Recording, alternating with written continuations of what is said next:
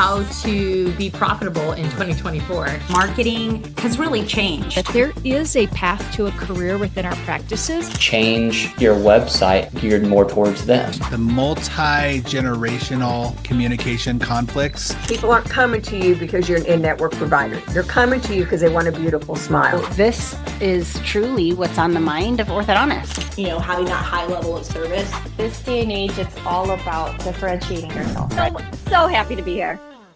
All right. So we've got Dr. Ashley here with us. Dr. Ashley, thanks for joining us. Thank you so much for having me. Well, we're glad you took the time to engage with us and to answer some questions for us. Yeah, let's get to it. For sure. Well, so first question is, in your opinion, what is on the mind of every orthodontist that they don't have a solution for? I think that attracting and retaining a skilled workforce is a huge burden today for the solo doctor practitioner. I think that employees' expectations have evolved in a post-COVID world. Everyone's wanting to work from home, have flexible hours. They're really not wanting to have that traditional 8 to 5 workday. And in addition to that, they have a higher need and desire to be compensated more. So I think that this is leading to a higher turnover between offices, and we're kind of competing with each other for talent. So we're able to offer $1 to $2 raise for a very parallel move. And they're realizing this, so it's a very short-term cyclic nature. And then also I think that there's a rise in temps in our area. And I've just slowly realized this, and maybe if I was a clinical assistant, I would be doing the same exact thing, because it is enticing. They get paid same day.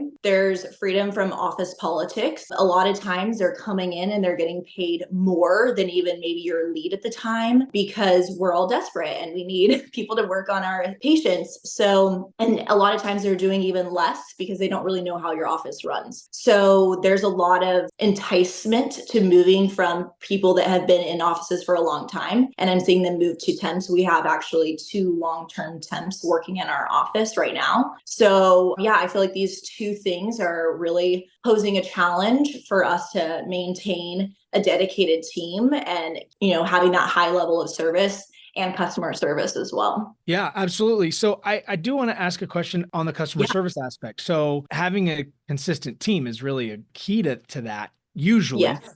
So what are you doing to lean into that to really address that concern? Yeah, so I just had a baby 5 months ago. And so there's only 100% that can go around. Thank you. So I've hired a COO, Melinda Shuby. She's going to be the West Coast Amanda Floyd. Just watch. And so we really are having a very thoughtful approach towards recruitment, retention, and just employee satisfaction in general to meet the needs of this evolving Gen Z workforce, or even just the modern workforce post-COVID. So we're doing a few things to kind of combat this. One thing is we've partnered with a local assisting school. And so they are bringing their curriculum into our office. And for those of you that haven't seen our office, I call it an Instagram worthy office. I think it's very beautiful. We have huge windows with a beautiful view. So you're not really working in this dungeon, and it's a really aesthetic office and a great environment to work in. So I think bringing in future OA assistants into this office, we're able to engage with them and hire the most skilled from this program versus just hiring anyone off the street, paying them, training them for 3 months, and then at their 90-day review, realize that they're not going to be a fit for the office. And then also just for new employee or new hires that we're bringing in, we're offering them an OA certificate going through this program for free. And we're also compensating their time to be there, because most of this is, in addition to their already 40-hour work week, it's on the weekends. So we're trying to, recruit in a very creative way. And we're trying to retain in a creative way as well. So as a gesture of gratitude, we had started this gifting program.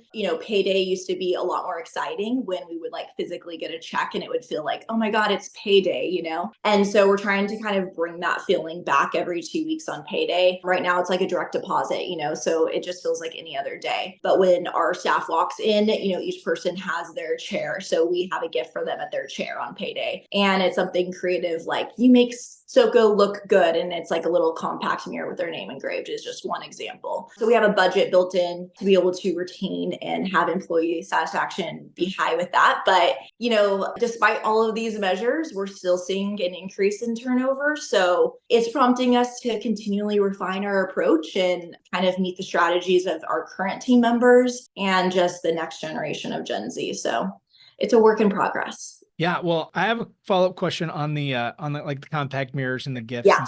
Yeah. So do you pay twice a month, every other week? What is that? Yes, two times a month. And then are you providing some sort of a gift at literally every payday? Yep. So what do you have to say to the doctors that or business owners that might be out there saying, wow, that seems like a lot of, I mean, we can talk about the budget maybe, but also more about just the time involved to come up with something new every 2 weeks. What do you say to them? Thank God for Melinda Shuby.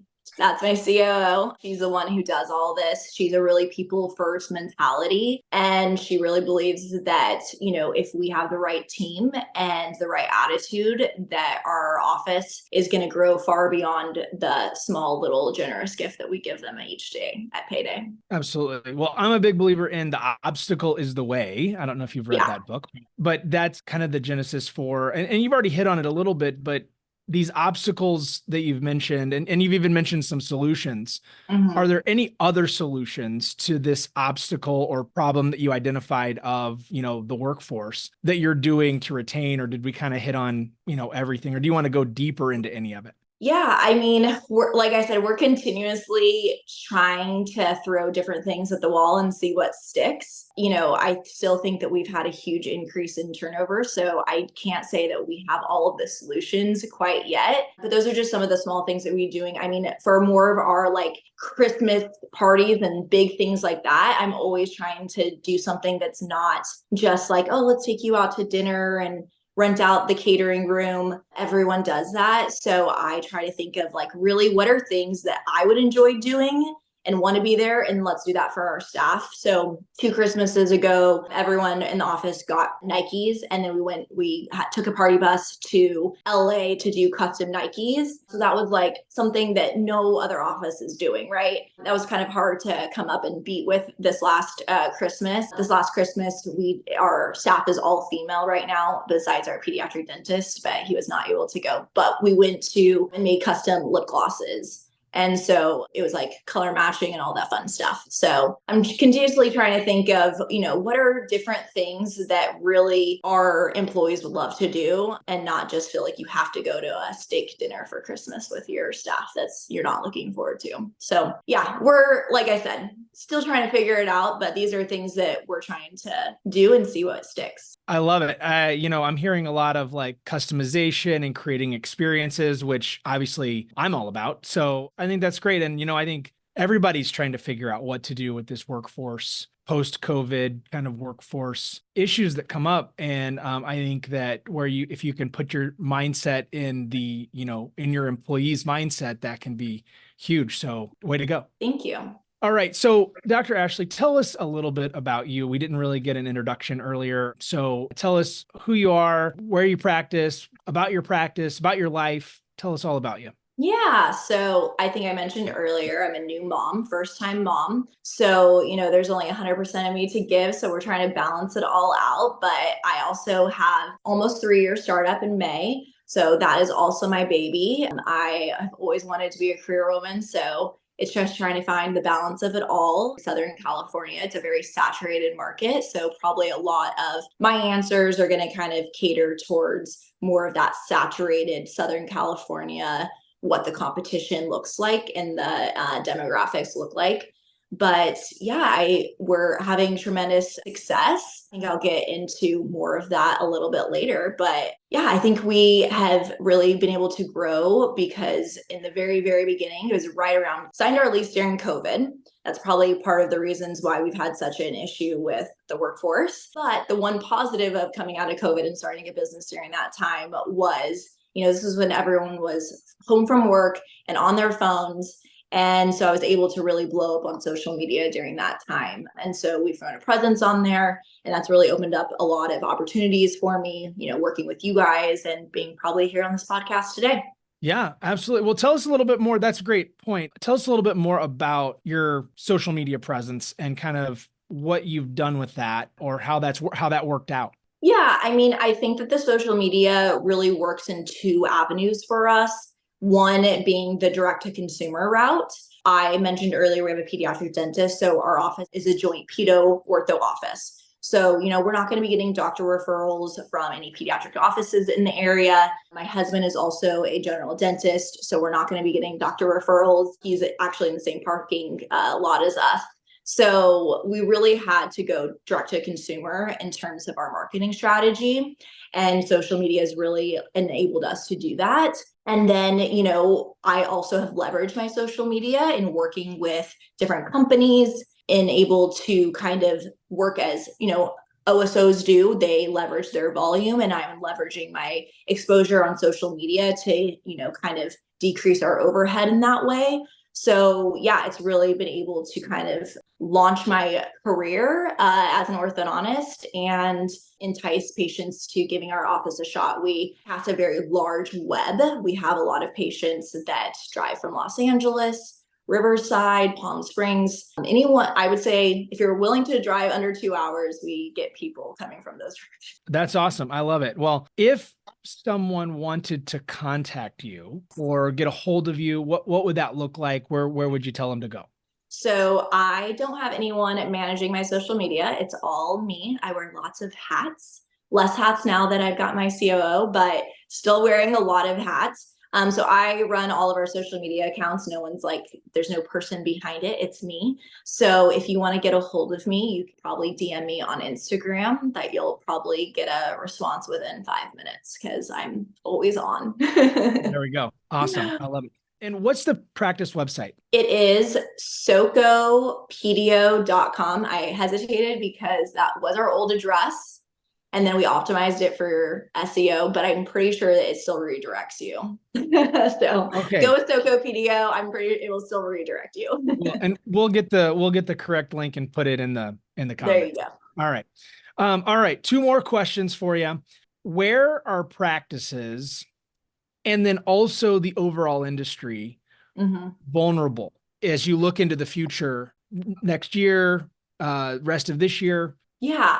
I mean, I think that my answer is going to be very much catered to, I'm somewhat a new graduate. I graduated in 2019. I moved back to California, super saturated market. And then I did a startup in arguably one of the most saturated areas as well. We actually built out right behind an orthodontist and shared a parking lot with them. So, I think that when I first started down this path and deciding to study biology in college, it was 2007. The orthodontic field was much, much different. And that's okay. But, this is long before the world of OSOs. I don't think that my orthodontist back in the day had CFOs, had COOs. It was just a much different world. So, I think I've spent years grinding to be at the top of my class, to get into residency and all these things for a career that I thought it was going to be. And it's much different now. And so I really feel like our whole industry has kind of fallen vulnerable to this corporate structure. And I think that this has happened for 2 reasons. One, I think that the industry is grappling with soaring operational costs. So it makes sense at volume, you're going to have a decrease in overhead, and, staff wages, which I mentioned earlier, are through the roof. There's talk in California, which I think is crazy. I hope it never happens, but minimum wage being $50 an hour. I mean, I don't know how small businesses would ever be able to survive, but, in and out, you can make $22 an hour. And you don't need any certificates, any special licenses like you do in our field. So how are we going to compete with people like fast food companies where you can make $22 an hour? So that's a struggle. Rent in California is crazy. I spend $12,000 a month for 2,300 square feet, and that's just year 3 into our 10-year lease. And then we have emerging technology constantly, which is great. But also as a solo practitioner, that's additional financial pressure that we feel to continuously be an early innovator and compete. And I feel like there's just a third party vendor for every aspect of our business. There's something that we can pay for. And then despite all of these burdens, the cost of what we can charge for braces is really stabilized over the years. It's not like with inflation, we're able to charge more for braces. I mean, I think that some may even argue that we are charging less with models like the Ben Burris model. We offer something comparable at less than $4,000 for Invisalign, call it Social 6. So yeah, that's one issue. And then the second issue is I think that education itself has become a business. We're graduating all of these residents with huge financial debt, and we're just pumping out a ton of orthodontists as well. So further just saturating the market. And, like I said earlier, I'm 3 years into the startup, and we've had a lot of success. Each month is still very stressful. So I can't even imagine how other people are doing it without the benefits that I've had. I kind of feel envious sometimes of that graduate that's making $300,000 a year in Texas somewhere, and doesn't have the stress of running a business, and they can leave that all at work. But at the end of the day, I remember that at economies of scale, the numbers are going to inverse, and I'm going to build that empire. So I put my head down and work, but I'm thus perpetuating this corporate cycle. Fascinating insight. I love it. To this point, no one's actually touched on that. So that I love it. This isn't on the script, but I've got a question about, you mentioned in there that there's always a third-party company that can do, you can outsource everything on your business. So I would love some of your input on, which ones have you found are worth it to outsource versus try to do in-house? Have you really been able to figure any of that out? I think that it really depends on your practice size. I think that a startup's need of outsourcing is going to be a lot different than when you're at capacity and now your chair time is that much more valuable. So I've wanted to partner with different virtual monitoring companies because of our social media, but really it doesn't make sense for our office as a startup because our chair time is less valuable than an office that is trying to squeeze every 10 minutes out of their chair time. So I think as a startup, those third-party vendors are maybe less advantageous for me when we're trying to make sure that we're trying to cut budgets instead of adding more, because that chair time is just not as critical. So I think it's just going to really change as we maximize and we're at capacity. Yeah, I love it. And then I'll make one comment too, just to kind of bring it home with what you said about the costs of what you guys charge for braces and what the overall experience of braces costs. Yeah. I mean, whenever I was a kid and had braces, probably 25 years ago or something, my mom paid like $3,200, which even forget the last couple of years of inflation, just even leading up to that. I haven't done the math, but I would say it's probably pretty close, or if not less than what, or more than what people would be charging now. So but not that much more. Well, but that's what I mean. To your point, it hasn't increased enough compared to and everything you just around had braces. Now we have all of these lab fees from indirect bonding companies, from aligner companies. Everyone wants a piece of our pie. Yes, absolutely. And I've been a part of a lot of conversations recently about where pricing should be for that. So I think you're hitting the nail on the head there. All right, last question. Well, I guess second to last question. There's a little surprise question for you. Where are practices and the overall industry well positioned for success? So we talked about where they're vulnerable, but let's end on a positive note. Where are we well positioned for success? Well, I think, you just said, back when I got braces, same for me. I think we're similar age. We were the only patient population. It was teen adolescents. And I think that the market has really expanded. We are focusing on guiding growth and development, educating the masses on getting that consult at age 7. So I think that that's one way we have expanded our business.